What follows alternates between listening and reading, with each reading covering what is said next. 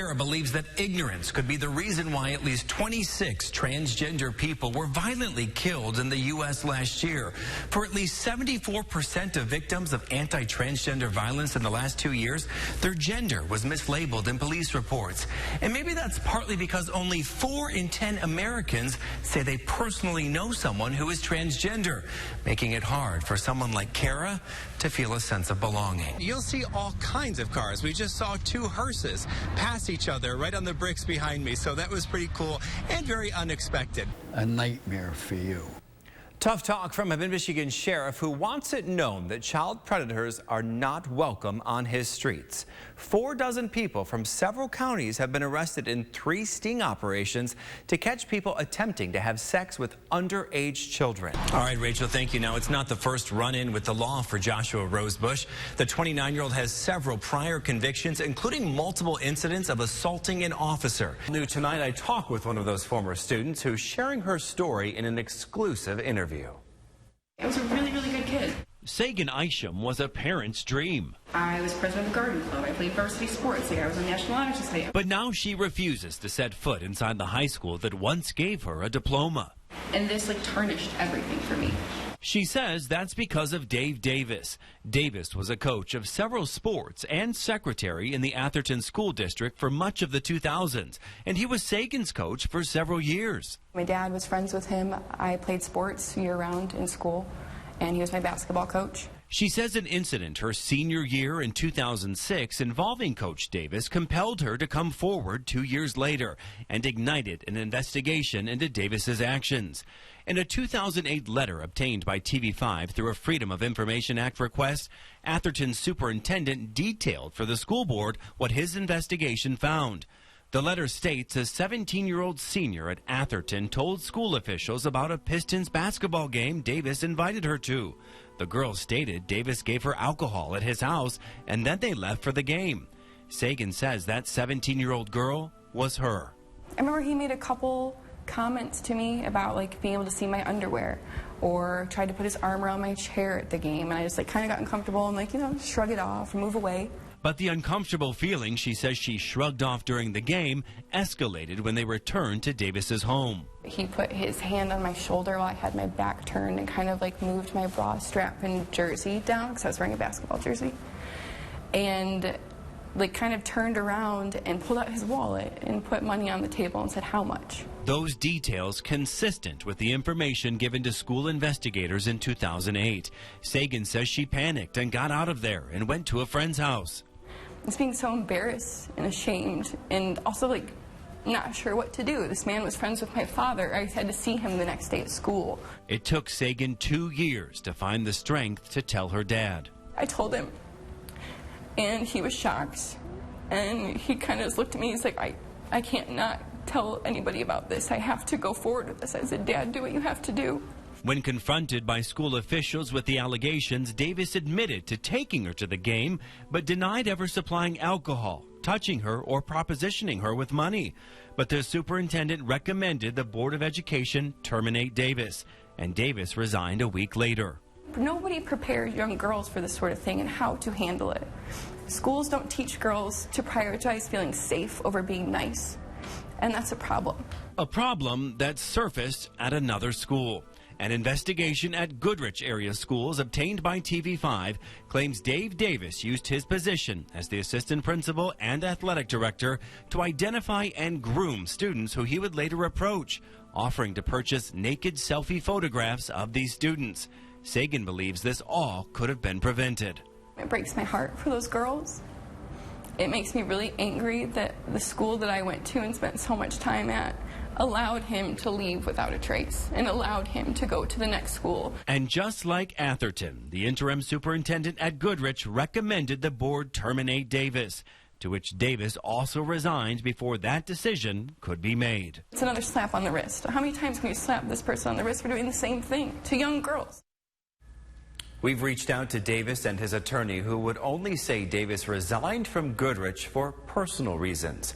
On TV5 News at 5 and 6, we detailed some of the findings from the Goodrich school investigation into Davis's actions that TV5 obtained through a Freedom of Information Act request. Now, that school investigation found Davis used his position to groom girls while they were students at Goodrich so that after they graduated, he could solicit nude photos. The investigation found he sometimes offered money for the photos, even giving at least one former student a price chart. It also found Davis went to the apartment of a former student at MSU, supplied them with alcohol, despite them being underage, and showed them nude photos of other former Goodrich students who he, quote, takes care of. The Attorney General's office has assigned a prosecutor to look at this case. You can see the documentation we obtained in its entirety by going to the TV5 homepage. It was a year ago today that a mid-Michigan mother talked to her 10-year-old daughter for the last time.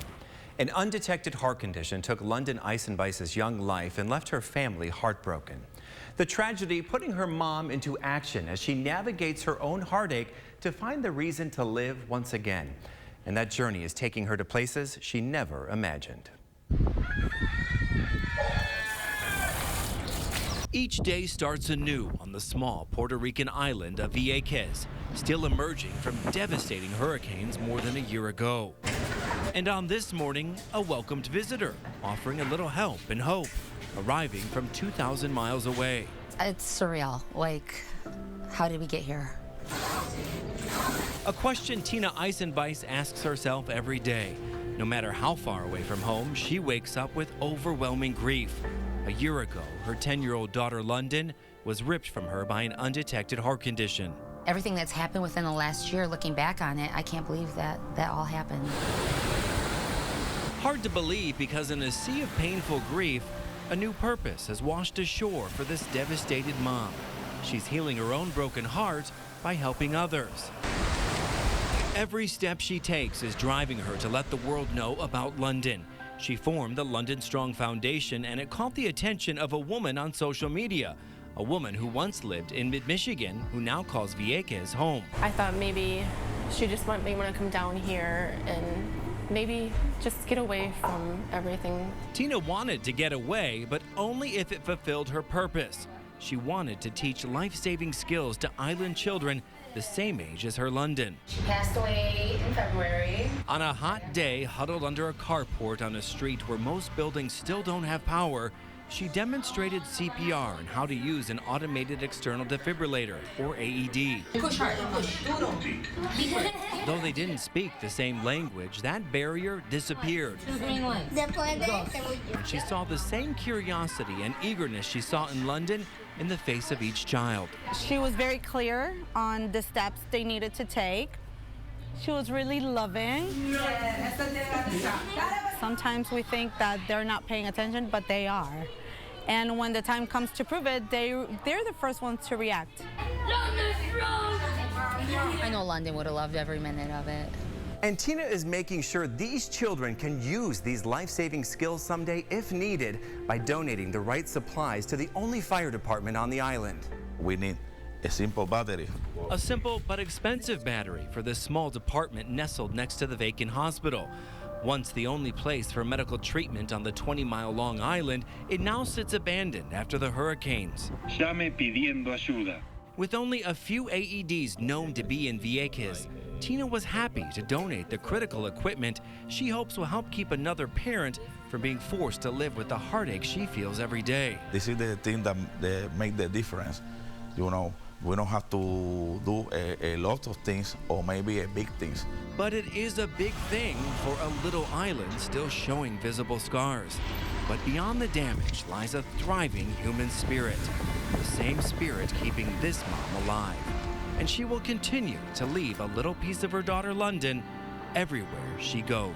I would like to actually expand and be in other countries as well, to have London Strong everywhere and to make, you know, the CPR awareness and AED awareness, bring it to them as well. I know London's smiling from above.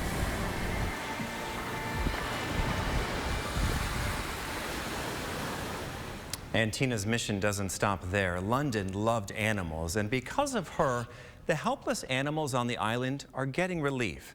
Tomorrow night on TV5 News at 6, our journey continues. We'll show you how a small store is raising funds for the island's only animal shelter, a store that's now officially London Strong. A mom's mission to change the world in the name of her late daughter continues. Last night, we showed you the life-saving skills she taught young children and the critical medical equipment she donated to the island of Vieques in Puerto Rico. Tonight, we're taking you back to the island where Tina Eisenbeis is living out London's legacy to help animals in need of a loving home. A familiar sight and sound on the small island of Vieques in Puerto Rico. Horses roaming free like a pack of dogs. A closer look reveals a desperate need for care, food, and shelter. A struggle experienced by many animals on the island. Life of the animals on this island is always difficult. Tom Wright is the vice president of the Vieques Humane Society. He says there is a cultural difference in how animals are viewed on this island. It's a place where animals are not generally treated as pets. They're generally treated as utilitarian or necessary evils. Something that may be hard for many here at home to understand, like Tina Eisenbeis, inspired by her daughter to make a difference. Her precious London died 1 year ago from an undetected heart condition. Tina says the 10-year-old lived for helping animals. She just wanted to help. She said, I want to have 100 cats one day. I want to help everybody. Turn it around so you can see the front. Tina says London would repeatedly ask her to visit the Humane Society. And like many of the animals in this island shelter, London was drawn to the ones needing a little extra love. She was like, I want this one because nobody else is going to want her. Since losing London, Tina has thrown her heart and soul into the London Strong Foundation, which works to spread awareness about life-saving techniques and helpless animals. The foundation is incredible by educating everybody. Sarah Jarvis once lived in mid-Michigan, but now calls Vieques home. After noticing Tina's story on social media, she reached out to her to see if she could sell London Strong gear at her small island store called Who Let the Dogs Out. Everything she sells benefits the Vieques Humane Society. So we can keep the vet care and, food and shelter and, adoption. I mentioned giving them 20% of the proceeds to help the Humane Society here because that's what London would love to be doing if she was here. Tina believes this would have been London's favorite spot at the Vieques Humane Society. It's the cat room, and London had a very special place in her heart for cats.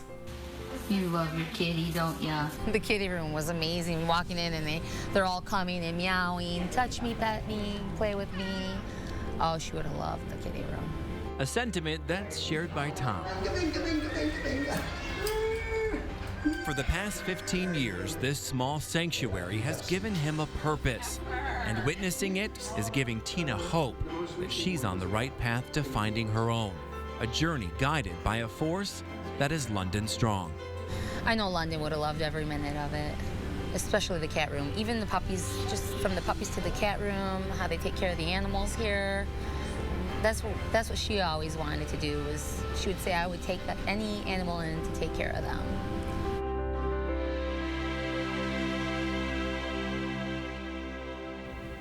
And Tina is already planning to return to Vieques to host a London Strong race next year. You can learn more about the London Strong Foundation and the Vieques Humane Society in the story on our website at WNEM.com.